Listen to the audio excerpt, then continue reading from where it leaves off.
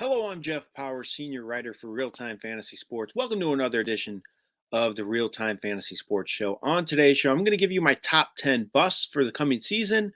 These are guys I'm avoiding come draft day, just guys that I'm not very high on for whatever reason. It might be their ADP, where they're going in drafts, their talent level that's surrounding them because they're a quarterback and don't have good pieces to work with.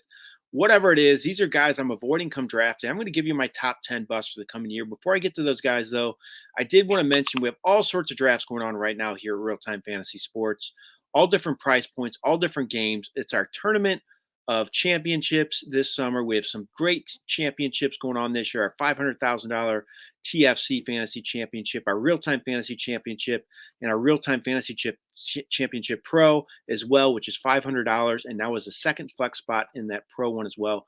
Check us out, rtsports.com. You can see all the different offerings we have at Real Time Fantasy Sports and all the different games as well. And again, if you want to do our commissioner product as well, it's totally free for the first year. If you've never used us, it is free for year one. All you have to do is put in the promo code RTFS News, and it's totally free for our commissioner product for the first season you are on our site. All right, let's get to these top 10 busts now. These are guys that I'm just not very high on for the coming year, and I don't have a lot of draft stock in them right now.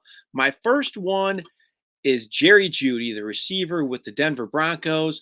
I have not seen much from him to start his career. I know the quarterback situation hasn't been great, but I think he's just going too high for my blood.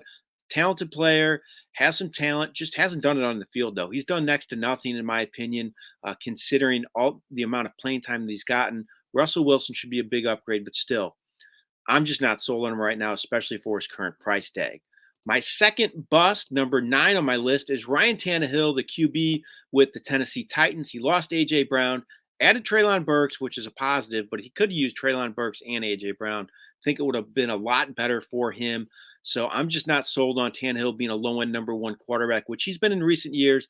Plus, Malik Willis has looked good. He could be waiting in the wings to take over sooner than later. My number 8 bust for this coming season is Hunter Renfrow, the receiver with the Las Vegas Raiders. He had a great year last year, produced big numbers in that offense. Now he has Devontae Adams to compete with for touches, though. Also, Darren Waller's healthy. I don't think it's a good situation for Renfrow to repeat. I don't see him coming near his huge season from last year. I think he'll have a good year, but again, for his current price tag, I just don't want him on my team. My number 7 bust for this coming season is number 10, tight end, Robert Tonyan. I said 10 instead of Tonyan. Sorry about that. So Robert Tonyan, just not big on him this year. I think some people think he's going to have a big year with Devontae Adams gone. Some of those targets have to go to somebody else. Tonyan's more of a red zone threat, in my opinion. Aaron Rodgers has never really produced a huge tight end in recent years, even with Tonyan on his side. So I just don't see a big uptick in production for Tonyan this year, and I'm staying away from him. My next bust on the list, the number 6 bust for me, is Melvin Gordon, running back of the Denver Broncos. He's my second Bronco to make the list. Javonte Williams is there, and it looks like this new coaching staff is going to ride him. They want him to be the guy. I know Gordon's back. I just don't see him producing near his past numbers of the past few years, especially with Denver last year, where we kind of did a 50-50 split with Williams. I think Williams gets more work this year, and I'm avoiding Gordon at all costs at this point. My number 5 bust on the list is Tyler Lockett, the receiver with the Seattle Seahawks. He's had some big seasons. He's been a very good player, but that quarterback situation's a mess. Geno Smith does not look good, and he seems to maybe be the favorite right now. Drew Lock's there as well. I just talked about that Denver situation when Drew Lock was quarterback. Jerry Jeudy didn't do much. I don't think bodes well for Lockett. He might have some big games along the way, but I don't see him producing near his numbers of the past few years. So Lockett's another player I'm avoiding come draft day. My next bust on the list, number 4, is Devin Singletary, running back with the Buffalo Bills.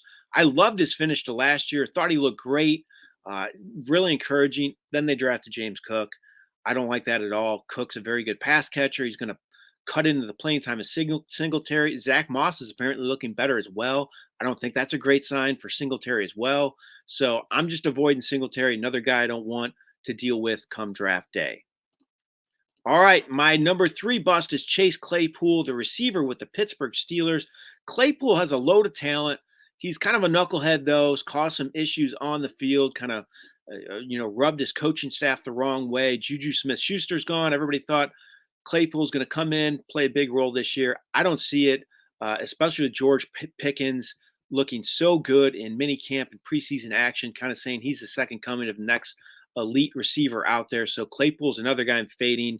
I don't want any part of him. I don't think the absence of Juju Smith-Schuster is going to be a great thing for Claypool. I actually think he could see his production go down a little bit with George Pickens emerging as a big-time player in this offense. Plus, you can't overlook that quarterback situation, which isn't very good, which Mitchell Trubisky likely being the starter. My number 2 bust is Antonio Gibson, the running back with the Washington Commanders. I don't like Gibson. I didn't like him before all this came out recently, but now that he's playing special teams, he's been working some with the third team. Brian Robinson is kind of emerging as kind of a guy the coaching staff is trusting a little more. Gibson's had fumbling issues. I'm just avoiding him. He's fallen in drafts. If he really falls to the right spot, I might take a chance on him, but going in the 5th, 6th round, I don't want any part of him. I just don't like his ceiling in that offense. All right, my number 1 bust for the coming season is Aaron Rodgers, the quarterback with the Green Bay Packers. Love Aaron Rodgers, great player. He's produced MVP seasons in the past. He's been a tremendous fantasy player as well, but Devontae Adams is gone. I don't really love what they did adding Romeo Doubs, kind of the guy they're counting on, I think, at this point to be a big-time producer. Christian Watson has not been great, so I don't see Aaron Rodgers producing near his past numbers as well. I think they're going to be a little more run-heavy with A.J. Dillon and Aaron Jones, so I think we're going to see Aaron Rodgers see his production dip on the fantasy side. Still a very good quarterback. He's not going to turn the ball over, throw some touchdowns, but I think his yards are going to be way down, not going to be near the player of past seasons. Okay, those are my top 10 busts for the coming year. I hope you enjoyed this video here at RealTime Fantasy Sports. Don't forget to like and subscribe to our YouTube page. Really appreciate you tuning in and watching. We'll be doing more of these videos as the season draws closer. This has been Jeff Paur for RealTime Fantasy Sports. Have a great day, everyone.